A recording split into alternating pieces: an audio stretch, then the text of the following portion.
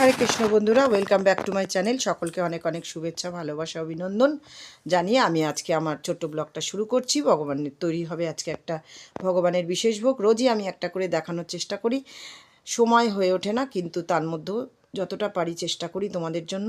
তো আজকে ভগবানের জন্য তৈরি হচ্ছে একটা অন্যান্য ভোগের সাথে একটা বিশেষ ভোগ, কাঁচা টমেটো আলু বড়ির সবজি। তো এই সবজিটা করার জন্য প্রথমে আমি কড়াটা বসিয়ে দিলাম এবং এর মধ্যে কিছুটা পরিমাণ তেল দিয়ে দিলাম এবং বাটিতে রাখা ওই বড়িগুলো আমি এই কড়ার মধ্যে এবারে দিয়ে দেবো এবং ভালো করে ভেজে তুলে নেব। কিছু কিছু রান্না আছে যেগুলো আমরা খুব সাধারণভাবেই করি, কিন্তু সেইগুলো আবার না করেও থাকি, কারণ হচ্ছে অনেকের জানার অভাবেও আমরা করি না। অনেকেই কাঁচা টমেটোটা আমি খুব একটা বেশি আমি কোথাও গিয়ে দেখি না করতে, কিন্তু আমাদের বাড়িতে এই কাঁচা টমেটো শীতকালে আলু বড়ির সবজিটা হবেই।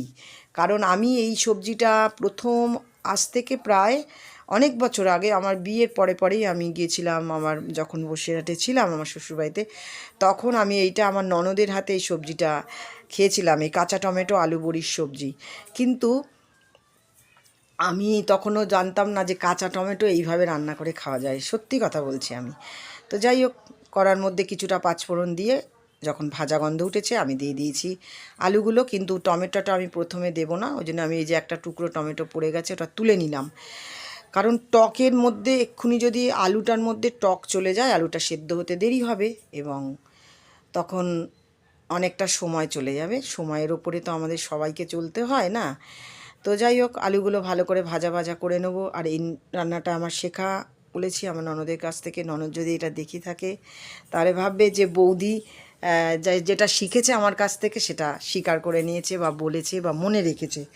তো বারবারই ওর কথা আজকে মনে হচ্ছিল, সেই পুরনো দিনগুলোর কথা মনে হচ্ছিল যে আমি ওর কাছ থেকে কতই কিছু আমরা শিখি, শেখার আমাদের শেষ নেই, তাই না? আমরা সব জানি না, আর জানতে যে বলতেও চাই না সব জানি, তাহলে নতুন কিছু শিখতে পারবো না। তো যাই হোক, আলুগুলো ভালো করে নেড়ে চেড়ে ভেজে নিচ্ছে। আলুগুলো একটু পাতলা পাতলা করেই কেটেছি, কারণ টকের সঙ্গে দেবে তো, টমেটোটা টক। এখন আমি আলুগুলো ভাজার পরে বাকি যা উপকরণগুলো পরপর দিতে থাকবো, তোমরা দেখতে থাকো। আলুটা আমার ভাজা হয়ে গেছে, লাল করেই ভেজে নিয়েছি। এবার আমি টমেটোগুলো দিয়ে দেবো। টমেটোগুলোর আমি দানা ফেলে দিইনি, কারণ এখন নতুন টমেটোগুলো উঠেছে। টমেটোগুলো কিন্তু স্বাদ খুব সুন্দর হয়। টমেটো মানেই শুধুমাত্র চাটনি নয়, পাকা টমেটো, টমেটো মানেই সস নয়। টমেটো, কাঁচা টমেটো সুন্দরভাবে করলে সেটা একটা সুন্দর রেসিপি হয়। তো যাই হোক, আমি শিখেছিলাম, তোমাদের মধ্যে শেয়ার করার চেষ্টা করলাম। তো এই কাঁচা টমেটো আলু ভালো করে নেড়ে চেড়ে নিচ্ছি। এবার আমি এর মধ্যে দিয়ে দেবো পরিমাণ মতো নুন। এবার আমি এটাকে চাপা দিয়ে দিলাম, কারণ নুন থেকে দেওয়ার পরে যে জলটা বেরোবে ওই জলে কিন্তু টমেটোটা অনেকটাই সিদ্ধ হয়ে যাবে। এবার আমি দিয়ে দিলাম কিছুটা পরিমাণ হলুদ, যতটা লাগবে। তো হলুদ দিয়েও ভালো করে নেড়ে চেড়ে নেব। একদম আমি আঁচ কমিয়ে কমিয়ে করি, তো ওই জন্য আমার একটু দেরিও হয়, কারণ পুড়ে যায় নালে। তো এবার নেড়ে চেড়ে নিচ্ছি আমি ভালো করে, মাঝে মাঝে অন্য কাজও করে নিচ্ছি। এবার আমি যেটা দিয়ে দিলাম যেটা হলো আমি চেরা কাঁচা লঙ্কা দিয়ে দিলাম, দুটো তিনটে। তোমরা যদি চাও তোমরা এর মধ্যে গুঁড়ো লঙ্কা দিতে পারো, অনেকেই গুঁড়ো লঙ্কা তোমরা খাও, লঙ্কাটা তো ঝালের জন্য, সেই জন্য গুঁড়ো লঙ্কা তোমরা দিতে পারো, কোনো অসুবিধা নেই। আমি দিই না, আমি ব্যবহার করি না গুঁড়ো লঙ্কা। তো যাই হোক, এবার এর মধ্যে যে বড়িগুলো ভেজে রেখেছিলাম সেগুলোও দিয়ে দিলাম ভালো করে বড়িগুলো দিয়ে, কারণ আর কিছুটা জল দিয়ে দিলাম, কারণ টমেটো হাফ সেদ্ধ হয়ে গেছে, আলু তো ভেজেই নিয়েছি, কিন্তু বড়িগুলোর ভেতরে যদি না একটু ঢোকে জলটা, তাহলে কিন্তু বড়িগুলো খটখট করে একটা খটখটে ভাব থাকবে। তো যাই হোক, বড়িটা দিয়েও আবারও ভালো করে নেড়ে চেড়ে নিচ্ছি এবং একটু জল দিয়ে দিয়েছিলাম। আর এবারে আমি দিয়ে দিলাম একটু সর্ষে বাটা। এটার সঙ্গে সর্ষে বাটাটাই ভালো যায়। তো সর্ষেটা আমি কিচ্ছু দিইনি এর মধ্যে, শুধু রেখেছি। এবার সর্ষে বাটা দিয়ে ভালো করে নেড়ে চেড়ে নিয়েছি। বেশি নাড়বো না, কারণ সর্ষে বাটা দিয়ে বেশি নাড়লে তো তেতো হয়ে যায়। টমেটো তোমাদের দেখালাম, টমেটো সেদ্ধ হয়ে গেছে, আলুও সেদ্ধ হয়ে গেছে, আর একটু রসা রসা মতো হয়েছে, নরম হয়ে গেছে সব।